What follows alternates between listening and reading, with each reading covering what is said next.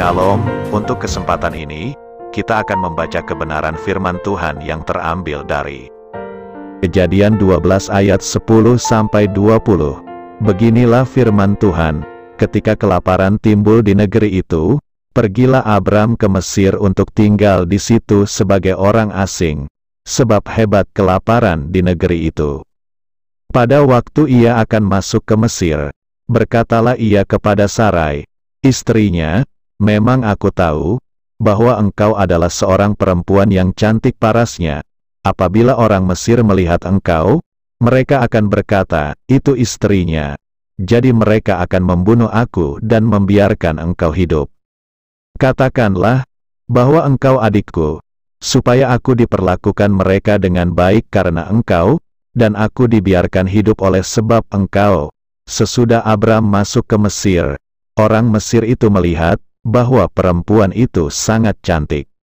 Dan ketika punggawa-punggawa Fir'aun melihat Sarai, mereka memuji-mujinya di hadapan Fir'aun, sehingga perempuan itu dibawa ke istananya.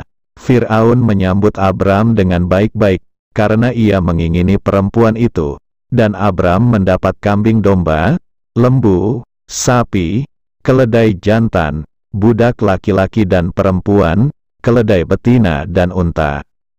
Tetapi Tuhan menimpakan tulah yang hebat kepada Fir'aun, demikian juga kepada seisi istananya, karena Sarai, istri Abram itu. Lalu Fir'aun memanggil Abram serta berkata, apakah yang kau perbuat ini terhadap aku? Mengapa tidak kau beritahukan, bahwa ia istrimu? Mengapa engkau katakan, dia adikku, sehingga aku mengambilnya menjadi istriku? Sekarang, inilah istrimu, ambillah dan pergilah. Lalu Fir'aun memerintahkan beberapa orang untuk mengantarkan Abram pergi, bersama-sama dengan istrinya dan segala kepunyaannya.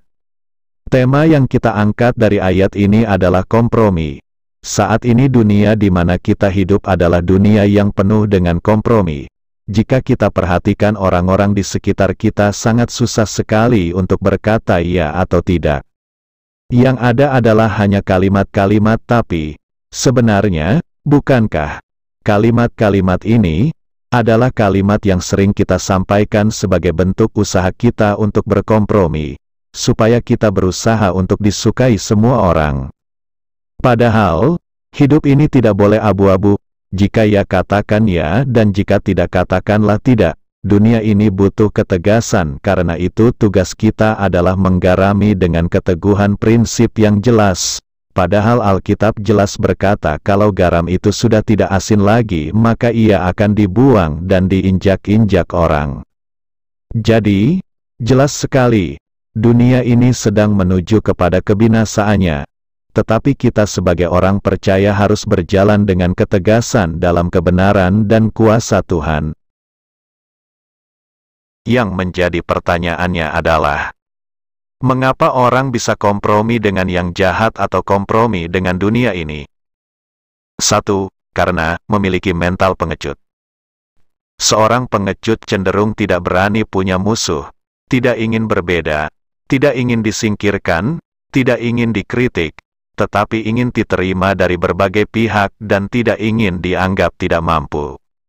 Jika kita punya musuh karena kesalahan dan kepicikan kita, karena mental dan sikap-sikap kita yang buruk, serta keputusan-keputusan yang salah yang kita lakukan, maka kita harus bertobat dengan sungguh-sungguh. Akan tetapi, jika kita punya musuh karena ketegasan di dalam kebenaran yang kita pilih, maka tetap beriman bahwa Allah ada di pihak kita untuk memberi kemenangan. Mari kita punya keteguhan prinsip yang jelas. Ingat, manusia boleh mereka rekakan yang jahat tetapi Allah mereka rekakannya untuk kebaikan.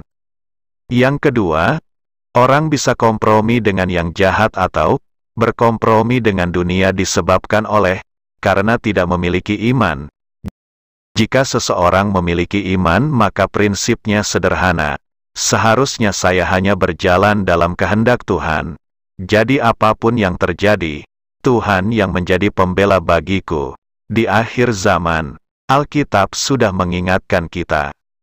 Ketika anak manusia datang kembali masihkah dia menjumpai iman?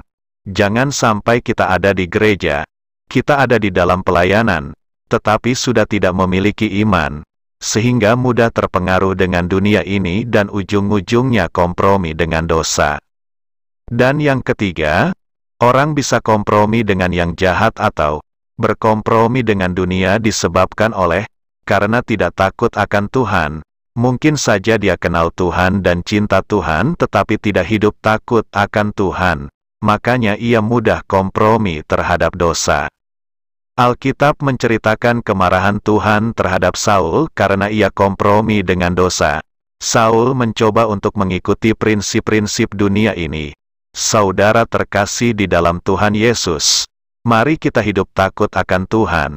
Sebab itulah yang akan menuntun kita untuk tidak ikut prinsip dunia ini. Karena kita tahu bahwa dunia ini sedang tenggelam dengan segala keinginannya. Tetapi orang yang melakukan kehendak Allah akan tetap hidup sampai selama-lamanya. Yang keempat, yang terakhir, orang bisa kompromi dengan yang jahat atau berkompromi dengan dunia disebabkan oleh karena bodoh secara rohani.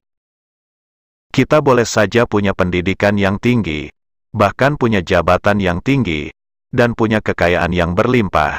Tetapi jika kita kompromi terhadap dosa, maka kita adalah orang-orang yang bodoh secara rohani. Mengapa? Karena kita akan kehilangan kewargaan kita, yaitu warga kerajaan sorga. Padahal seringkali kita menyebut anak Tuhan, bahkan pelayan Tuhan, tetapi sifat hidup kita, karakter keseharian kita, dan langkah-langkah kita, penuh dengan kompromi terhadap dosa. Kita harus berhikmat dalam kerohanian kita. Bisa kita baca dalam Matius 7 ayat 22-23. Pada hari terakhir banyak orang akan berseru kepadaku, Tuhan, Tuhan, bukankah kami bernubuat demi nama-Mu, dan mengusir setan demi nama-Mu, dan mengadakan banyak mujizat demi nama-Mu juga? Pada waktu itulah aku akan berterus terang kepada mereka dan berkata, Aku tidak pernah mengenal kamu, enyahlah daripadaku, kamu sekalian pembuat kejahatan. Sebagai kesimpulan, saudaraku ingatlah, kita tidak berasal dari dunia ini. Karena itu, kita tidak bisa kompromi dengan dunia. Betul, sekarang kita masih berada di dunia ini. Tetapi, kita sudah hidup mengenakan manusia baru yang berkenan kepada Kristus, dalam kemuliaannya, dengan prinsip-prinsip sebagai warga kerajaan sorga bersama Yesus. Demikian renungan firman Tuhan untuk kita. Sampai jumpa kembali, sukses buat kita. Tuhan Yesus memberkati.